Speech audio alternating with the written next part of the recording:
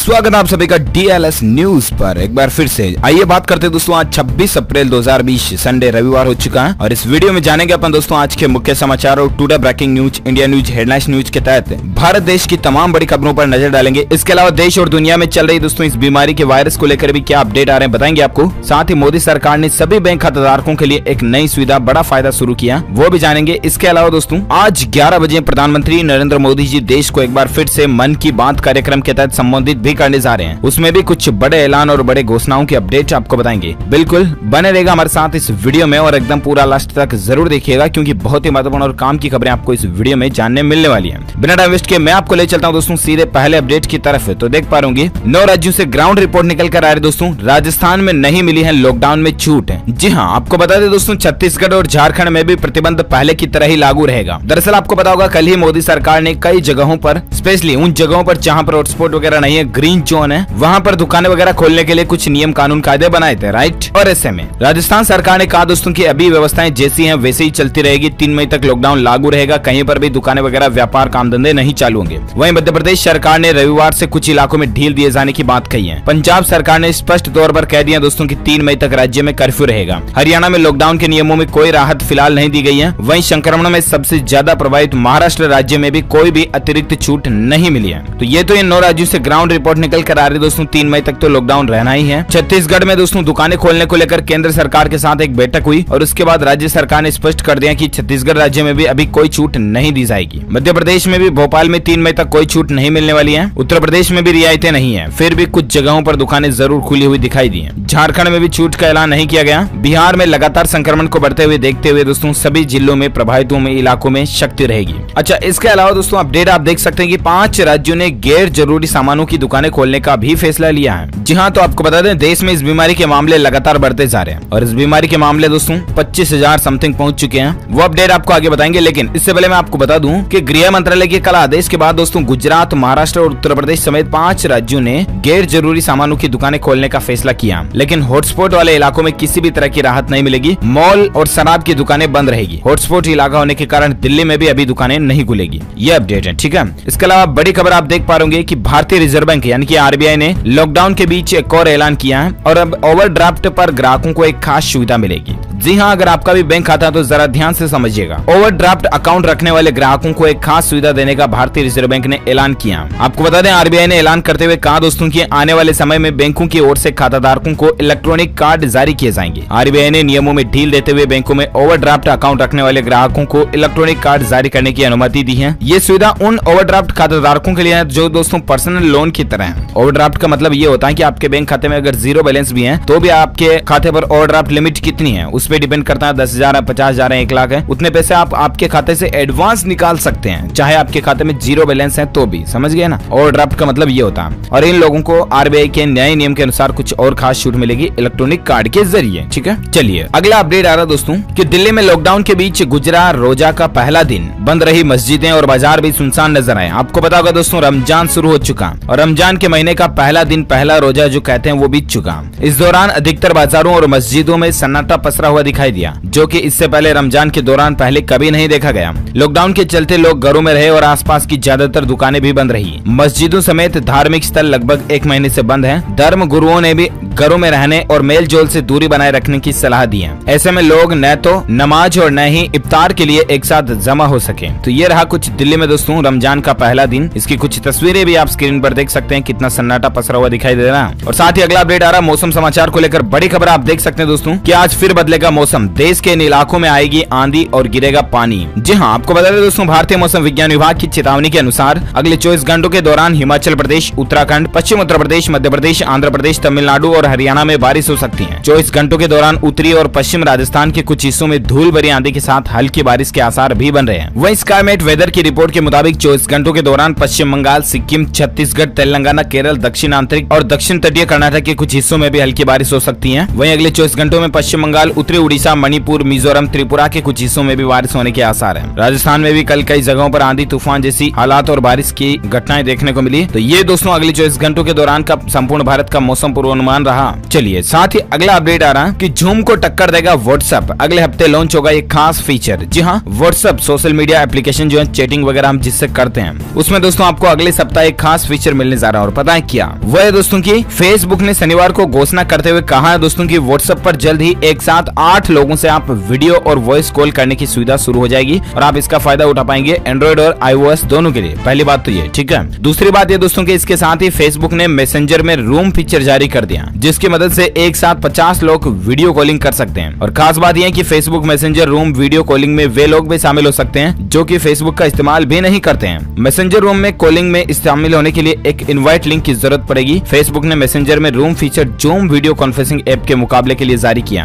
हाल ही में zoom app की security को लेकर काफी बवाल वगैरह चल रहा है। सरकार ने भी जूम ऐप डेवलप करने के लिए कॉन्टेस्ट वगैरह निकाले थे, 1.5 करोड़ का इनाम भी था, हमने आपको बताया थे DLS न्यूज के ऊपर, राइट। तो इसी दरमियान ये फेसबुक व्हाट्सएप का नया अपडेट है। चलिए साथ ही अगली खबर आ रही दोस्तों की PM मोदी ने डाकियों की तारीफ, बोले की कठिन परिस्थितियों में कर रहे हैं काम। जहाँ पोस्टमैन जो है ना हमारे देश के, उनकी तारीफ की है। और PM मोदी ने कहा दोस्तों की देश में इस बीमारी से लड़ने में केंद्र और सभी राज्य सरकारें तो मिलकर काम कर रही है। इसके अलावा भी हमारे देश के जो योद्धा पोस्टमैन है, डाकिये हैं, वो भी अपनी जिम्मेदारी और फर्ज निभा रहे हैं। इसके लिए बहुत बहुत शुक्रिया उनका, ये कहना है PM मोदी जी का। और साथ ही अगला अपडेट आप देख सकते हैं कि रविवार को मन की बात में प्रधानमंत्री मोदी फिर से मांग सकते हैं लॉकडाउन पर जनता का सहयोग। देखते हैं दोस्तों आज आखिर 11 बजे सुबह PM मोदी जी मन की बात कार्यक्रम शुरू करने जा रहे हैं और इस कार्यक्रम में क्या बातें होती है मैं आपको DLS न्यूज के ऊपर लाइव अपडेट बताऊंगा। बिल्कुल DLS न्यूज के ऊपर लाइव स्ट्रीमिंग आप जरूर देखिएगा सुबह 11 बजे। और अगर आप 11 बजे के बाद इस वीडियो को देख रहे हैं तो चैनल के ऊपर जाके देखिए, अभी वीडियो डाल दिया गया है DLS न्यूज के ऊपर कि आखिर 11 बजे PM मोदी ने क्या क्या ऐलान किया है। सारी जानकारी आपको DLS न्यूज चैनल के ऊपर मिल जाएगी, तो चेक कीजिएगा जरूर अभी जाके। और साथ ही अगला अपडेट आ रहा दोस्तों कि ब्रिटिश एजेंसी ने भी PM मोदी के काम को सराहा है और उन्होंने दोस्तों दुनिया का दूसरा सबसे लोकप्रिय नेता भी PM मोदी जी को ही बताया है। यू गवर्नमेंट नाम की इस पोलिंग एजेंसी ने कहा कि वियतनाम के राष्ट्रपति गुयेन फू त्रोंग के बाद भारत के प्रधानमंत्री नरेंद्र मोदी जो है इस बीमारी से निपटने के लिए दुनिया के दूसरे सबसे लोकप्रिय नेता बन चुके हैं। अच्छी बात है, ये हम सभी भारतीयों के लिए गौरव की बात है दोस्तों कि आखिर PM मोदी का ओहदा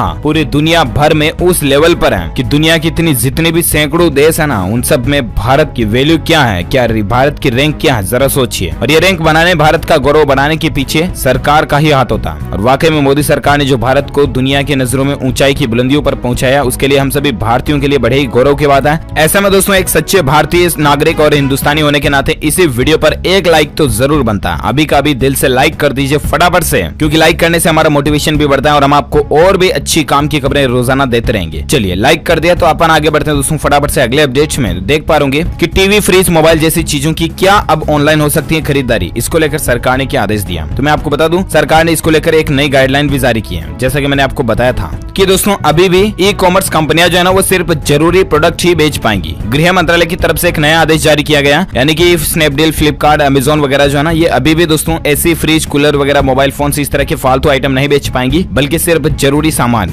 जैसे कि ग्रोसरी वगैरह के सामान हो गए, घर के अंदर काम में आने वाले जो सामान है वही आइटम्स बेच पाएंगी। चलिए साथ ही अगला अपडेट आ रहा दोस्तों कि लॉकडाउन को 1 महीना पूरा हो चुका और 25 मार्च को दोस्तों देश में जो इस बीमारी के मरीजों के लिए सिर्फ 70 अस्पताल थे, आज 900 से ज्यादा हैं, जबकि वेंटिलेटर्स की संख्या भी पहले 14,000 थी जो बढ़कर 50,000 पहुंच चुकी है। यानी कि भारत ने 1 महीने में कितनी अच्छी प्रोग्रेस की और कितनी अच्छी व्यवस्थाएं बनाई, इसका अंदाजा आप अच्छे से लगा सकते हैं। लॉकडाउन के 1 महीने के अंदर सरकार ने जो मेडिकल इंफ्रास्ट्रक्चर बढ़ाया वो काफी अच्छा रहा, लेकिन दोस्तों फिर भी जरूरतों के हिसाब से देखा जाए तो ये अभी भी बहुत कम है, क्योंकि 1 महीने में इसकी टेस्टिंग में 10 गुना का ज्यादा इजाफा हुआ। पहले 3 से 4,000 लोगों की टेस्टिंग होती थी, अब रोज 35,000 लोगों की टेस्टिंग हो रही है। बस दोस्तों आप अपने फर्ज को निभाते रहिए और सरकार के दिशा निर्देशों अनुसार लॉकडाउन का पूरा जरूर पालन करते रहिए, वो भी ईमानदारी से, ठीक है। बाकी सब कुछ धीरे धीरे सही हो जाएगा। वही दोस्तों जब इस बीमारी की बात चली रही है ना, चीनी बीमारी की, तो मैं आपको इस बीमारी से संबंधित कुछ आंकड़े भी बताता हूँ। पिछले 24 घंटों के दौरान जो भारत में इस वायरस के नए मामले देखे गए ना, वो है दोस्तों 1490, जबकि संक्रमितों की संख्या 25,000 के करीब पहुंच चुकी है। वहीं अभी भारत में कुल आंकड़ों की संख्या कितनी हो चुकी है, तो इसको लेकर अभी तक का जो अपडेट आ रहा दोस्तों वो आ रहा 24,942, यानी कि तकरीबन 25,000 तक भारत में कुल लोगों की संख्या पहुंच चुकी है। वहीं 779 लोग भारत से इस दुनिया को अलविदा कह चुके हैं। वहीं पूरी दुनिया में इसकी संख्या की बात करें दोस्तों तो 28,60,000 से भी ज्यादा हो चुकी है। वहीं 2 लाख से ऊपर जान जाने वाले लोगों की संख्या निकल चुकी है। तो ये तो रहा पूरी दुनिया भर में इसके आंकड़े। और एक अपडेट देख सकते हैं कि गुजरात में 256 नए केस के बाद संक्रमितों की संख्या 3,071 हो चुकी है। और अभी तक दोस्तों गुजरात में केवल 133 लोगों की जान जाने की खबर है। इतने में से 133 तो केवल भारत के गुजरात राज्य से गए हैं। अब जरा सोचिए गुजरात के हालात कितने गंभीर चल रहे हैं। चलिए साथ ही अगला अपडेट देख सकते हैं कि रिसर्च सर्वे में बात का पता चला दोस्तों की सुंदर पिचाई को 2019 में मिली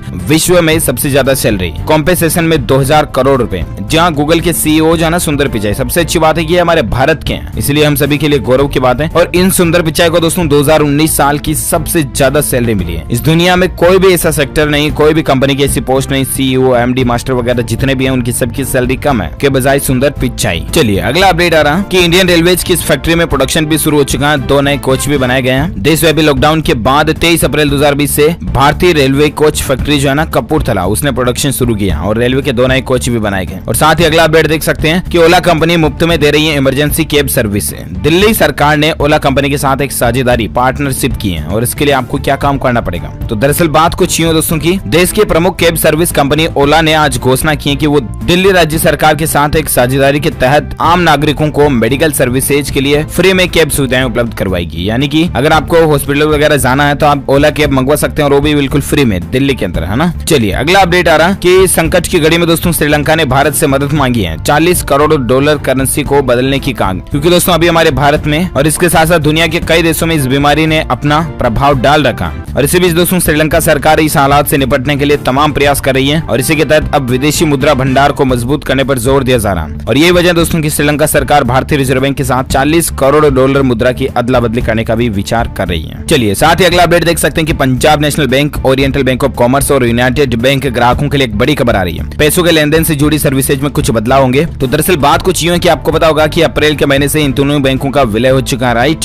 और ऐसे में विलय होने के बाद आपके मन में क्या सवाल हो सकते हैं, उसके जवाब ऑफिशियली बैंक ने शेयर किए हैं। पहला देख सकते हैं कि ग्राहक के तौर पर इस विलय का असर क्या होगा। तो आपका कुछ भी असर नहीं होगा दोस्तों, नुकसान कुछ भी होने वाला नहीं है। जो कोई भी बदलाव होगा बैंक आपको बहुत जल्द नोटिस दे देगा और फोन नंबर वगैरह इसी के आधार पर बदलाव होगा। अच्छा, इसके अलावा दोस्तों क्या ओबीसी और यूबीआई की बैंक ब्रांच बंद हो जाएगी ये अगर पीएनबी में मर्ज होंगी? तो ऐसा नहीं होगा। इन बैंकों के लोगो और पोस्टर को हटा दिए जाएंगे और वहां पर पीएनबी का पोस्टर लगा दिया जाएगा। लेकिन इन द फ्यूचर में अगर जरूरत महसूस हुई तो ही बैंक ब्रांचों को बंद किया जाएगा, बाकी जुड़ी रहेंगी, ठीक है। इसके अलावा वापस आपको केवाईसी अपडेट करवाने की जरूरत नहीं है। इसके अलावा अभी तक तो आपके दोस्तों bank account number, IFSC code, MICR वगैरह सब कुछ वैलिड रहेंगे। इनमें फिलहाल कोई बदलाव नहीं किया जाएगा। तो ये दोस्तों पीएनबी वगैरह और इन विलय के बैंक ग्राहकों के लिए अपडेट है। और साथ ही अगली खबर देख पा रहे कि एप्लीकेशन से जाने गांव की पंचायत में कितना पैसा आया और कितना खर्च हुआ। दोस्तों ग्राम पंचायतों में ये पटवारी, सरपंच वगैरह जो होते हैं ना, कई सारे ऐसे होते हैं जो फ्रॉड वगैरह कर देते हैं, राइट। ऐसे में अब दोस्तों ई ग्राम स्वराज एप्लीकेशन सरकार ने जो लॉन्च किया ना, उसकी मदद से गांव का आम आदमी भी देख पाएगा कि दोस्तों सरकार ने इस साल अपनी पंचायत में कितना बजट वगैरह लॉन्च किया, कितना खर्च हुआ इससे वगैरह वगैरह, है ना। तो इस एप्लीकेशन का फायदा आप भी उठा सकते हैं। ई ग्राम स्वराज करके हैं, प्ले स्टोर पर जाकर के आप डाउनलोड कर लीजिएगा, ठीक है। और साथ ही अगला अपडेट आ रहा है कि लॉकडाउन में बैंक की लंबी लाइन से भी आपको छुटकारा मिल जाएगा। ऐसे बुक करें अपना टाइम स्लॉट और यहाँ इस तरह की नई सर्विस शुरू भी हो चुकी है। जी हाँ, तो आपको बता दें दोस्तों ये जो नई सर्विस शुरू की है ये हरियाणा राज्य सरकार ने की है और इसके तहत दोस्तों लोग अपने घर बैठे ही बैंक में टाइमिंग स्लॉट को बुक कर सकते हैं। बैंक में कैश जमा कराने और निकालने के लिए इसका इस्तेमाल किया जा सकता है। माना जा रहा है दोस्तों की इसी तरह की सर्विस देश के अन्य राज्यों में भी शुरू की जा सकती है वगैरह वगैरह। तो जानकारी आप देख सकते हैं। अच्छा, ये जो वेब यूआरएल है इसका दोस्तों देख पा रहे होंगे कि bankslot.haryana.gov.in, इस पर जाकर के आप हरियाणा राज्य में किसी भी जो भी आपकी बैंक ब्रांच IFSC कोड वगैरह डालना है उसके, और आप उसमें प्री बुकिंग कर सकते हैं, ठीक है। अच्छा, अगला अपडेट आ रहा है कि सरकार के आदेश के बाद क्या खुल सकते हैं इस तरह के कार और बाइक शोरूम। जानिए आखिर पूरा मामला क्या है। तो सरकार के आदेश अनुसार दोस्तों जो कि साइड वगैरह में आ रहे हैं, एक तरफ आ रहे हैं, उन कारों को खोलने के लिए सरकार आदेश जारी कर सकती है। उसके बाद भी वो डिपेंड करता है राज्य सरकार पर और उसके बाद जिला प्रशासन, DM, जिला कलेक्टर जिसे अपन कहते हैं ना, उनके द्वारा अपने अपने जिले में जो आदेश दिए जाएंगे वही चीजें फॉलो होंगी। ओके दोस्तों, तो इसी के साथ ही आज की बड़ी खबरें, मुख्य समाचार, टुडे ब्रेकिंग न्यूज का वीडियो ये फिनिश होता है। और हाँ, साथ ही आप मुझे नीचे कमेंट करके जरूर बताना दोस्तों की लॉकडाउन को आज अभी इस समय तक कुल कितने दिन हो चुके हैं, लॉकडाउन के कुल कितने दिन बीत चुके हैं। जो लोग इस सवाल का सही जवाब इस वीडियो के नीचे कमेंट बॉक्स में देंगे ना, वो रैंडमली पिक किए जाएंगे हमारी DLS न्यूज टीम की तरफ से और आप जीत सकते हैं एक शानदार सरप्राइज गिफ्ट जो कि गिव के रूप में आप तक पहुंचा दिया जाएगा। और साथ ही अगर आपको वीडियो अच्छा लगा तो इसे लाइक कीजिए, दिल से शेयर भी करना अपने दोस्तों के साथ फेसबुक और व्हाट्सएप पर। और अगर आप DLS न्यूज पर पहली बार आए हैं ना, तो चैनल को सब्सक्राइब करके बेल आइकन भी जरूर दबा देना ताकि आपको रोजाना की ताजा अपडेट्स तुरंत मिलते रहेंगे। Thank you, take care, good bye, जय हिंद, जय भारत, वंदे मातरम।